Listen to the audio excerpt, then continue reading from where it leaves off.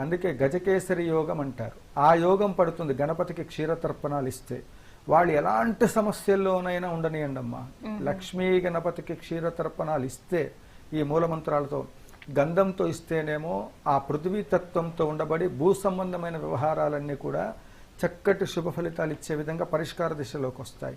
ఆస్తులు, భూ వ్యవహారాలన్నీ కూడా. అదే క్షీరంతో చేస్తే ఐశ్వర్య ప్రాప్తులే, అంటే లక్ష్మీదేవి క్షీరసాగర మదనంలో ఉద్భవించినటువంటిది. అయితే ఇంతకీ ఈ క్షీరముతో కూడి లక్ష్మీ సమేతుండై ఉన్నాడు కదా, క్షీరసాగర మదనంలో ఉద్భవించినటువంటి ఒక స్వామిగా మనం చెప్పుకోవచ్చు. అందువల్ల క్షీరతర్పణములు అంటే ఆయన క్షీరసాగర మదనం జరిగేటప్పుడు అనేక రకములైనటువంటి ఒక విఘ్నాలు రావటం వల్ల దేవతలు మరి రాక్షసులు అందరూ కలిసి ఏమిటి ఇన్ని విఘ్నాలు కలుగుతున్నాయంటే పార్వతీదేవి ఆజ్ఞానుసారం మీరు గణపతిని ముందుగా అర్చన చేయలేదు, అందువల్ల ఇలాంటి విఘ్నాలు వచ్చాయి.